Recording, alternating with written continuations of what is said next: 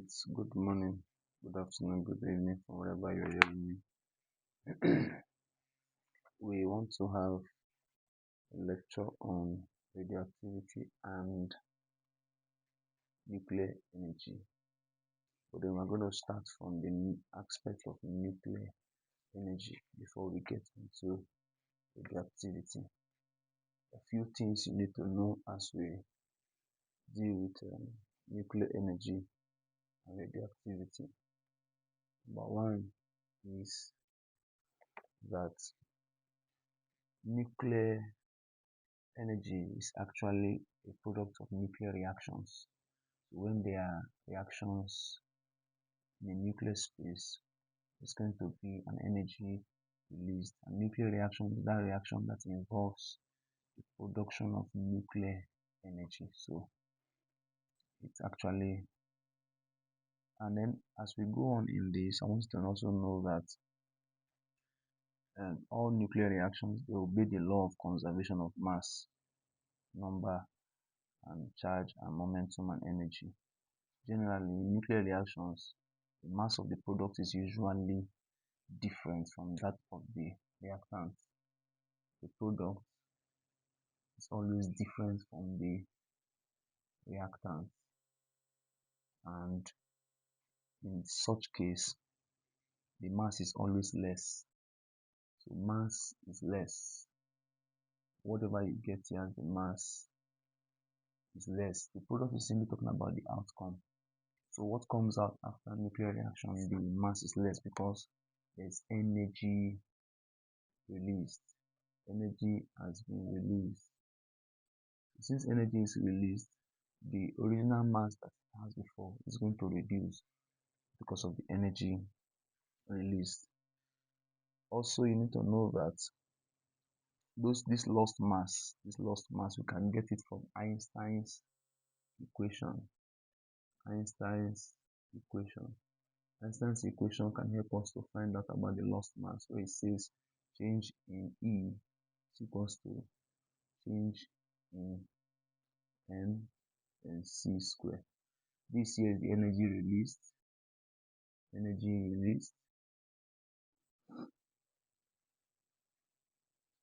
this is the mass defect. And this is the speed of light. And that's the velocity of light, which we know as 3 times 10 raised to the power 8 meter per second.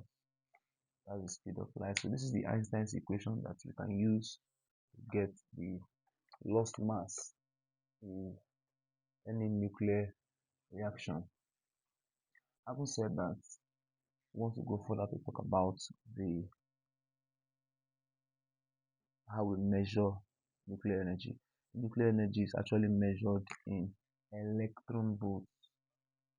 And of course, you know the charge of an electron is actually 1.6 times 10 raised to the power minus 19 joules. So this is what we call the energy for the electron. Electron volts is actually 1.6 times 10 raised to the power minus 19 joules. Then mega, which we know in physics, is 10 raised to the power 6. In order for you to also do very well in physics, you must understand your fundamental and derived quantities. Then the submultiples are multiples in physics because you see them over time. Things like mega, they are multiples in physics. So if electron volt is 1.6 times 10 raised to the power minus 19, you can say that 1 mega electron volt is 1 times 10 raised to the power 6, 10 raised to the power 6 mega, then times 1.6 times 10 raised to the power minus 19 joules, which gives us 1.6. Multiply everything in 1.6 times 10 raised to the power minus 13 joules. So this is equivalent to what? 1 mega electron volt. This is how we measure. This is the joules is the unit of energy, so we use that to measure for energy. Now, you must also know that the unit of energy can also be expressed in unified atomic mass unit, so which can be U. So U can be the unit, which is called unified atomic mass unit, that is Another way of expressing it, you can have something like 600 U. It means 600 unified atomic mass units. That's what I'm saying. And then what is the value of one atomic mass unit? One atomic mass unit is actually 931 mega electron volts.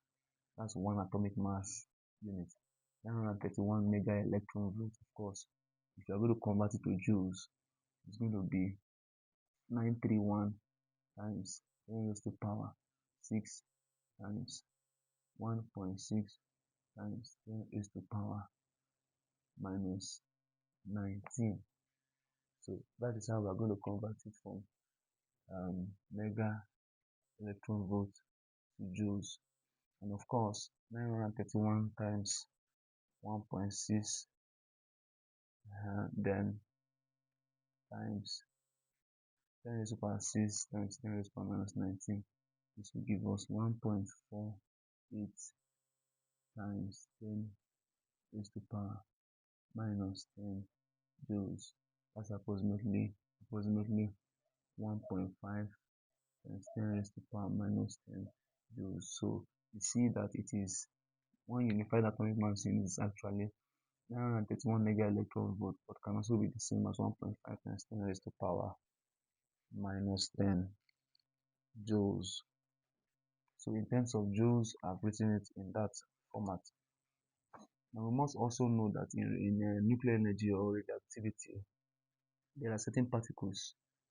As a way of recall, you should know that radioactivity is the spontaneous disintegration of the nucleus of an atom, the emission of alpha, beta, and gamma particles. So part of the particles that will be emitted, they are alpha, beta, and gamma rays. They will be emitted, and we must know their characteristics. So as we go on, we'll still talk about the characteristics of these particles. When we are done with nuclear energy, we will then push into radioactivity. Yes. So alpha particle is, I told you that they have the characteristics. Alpha particle is called a helium nuclei. A helium nuclei. A helium nuclei. Then beta particle is called an electron. Beta particle is electron, fast moving electron, and gamma is electromagnetic. So no specific symbol element represents gamma. It's electromagnetic wave. So if you want to ask of any element that represents it, is called light. Light can represent it. So whenever you say you use alpha to bombard an element, it means that element plus alpha plus a helium nuclei. If you use beta to bombard an element, it means that element plus beta plus electron. Then if it's for gamma, there's not going to be any change because gamma is electromagnetic. There's no change at all. So just imagine that you have a radioactive box here, and then there's a release, there's emission. You notice that one of them is going to come straight, it's not going to bend. That is a gamma. Then one of them is going to bend very well. That is your beta. And one of them is going to slightly be displaced, which is your alpha. Of course, your alpha is positively charged, beta is negatively charged. And this gamma has no charge. So that's just one of the few characteristics you need to know about alpha, beta, and gamma particles. As we go on in this teaching, you must understand that there are some nomenclatures. Nomenclatures we have in nuclear energy. Number one of the nomenclature is proton. Proton is actually 1 1. Then we have neutron. The neutron is 1 0. Then we have deuterium. Deuterium is 1 2. This is an isotope of hydrogen. Then we have alpha particle. Of course, I've said it before, it's helium nuclei. So whenever I see any of these involved, I know that it is their respective name. So proton is Somebody will say hydrogen. Of course, that is it. So note this nomenclature because we're going to use it to solve as we progress. Now, let's go into binding energy. Binding energy.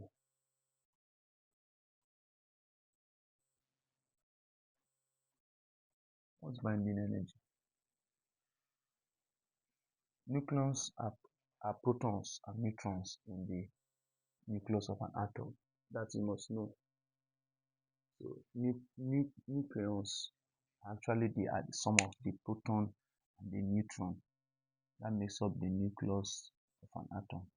The nucleus of an atom. Binding energy now is the energy required to take all the nucleons apart so that they are totally separated. So the nucleus in itself, it has proton. It's simply the nucleus. If you have an atom like this, structure of atom where you have electrons all around them like this, and inside the core of the nucleus you have the proton and the neutron, where this is proton, this is neutron. So the two of them together inside this nucleus is called the addition will make up the nucleon number. You add the proton. If you have 2 proton here and you have 4 proton here, the nucleon number is going to give you 6. This is what we also call in chemistry as mass number. So that energy you need, the energy you need to take all these nucleons apart, that energy you need to take it apart is called binding energy. When it is separated, what happens is that the total mass is often less than the mass of the nucleus. We said it before, energy will be released. So if we're able to separate it, instead of it being 6, maybe after separation, it will be 5.92, which means 0.08 has been lost in it. You can say that binding energy is actually binding energy is actually mass difference of nucleus and nucleon. So the original mass that it has before and compared to the final mass to have, that will give us the binding energy. That's the mass difference. In nuclear energy, we have that the energy is in two forms. It can either be nuclear fission, the forms of nuclear energy. It can be nuclear fusion. Just take notes. It is very, very understandable. Okay. Forms of energy can be nuclear fusion, that is FUSION. Then it can also be nuclear fission. So for this, it's actually the coming together of light nuclei. When they come together, they form one. They fuse as nuclear fusion. But this is actually the splitting of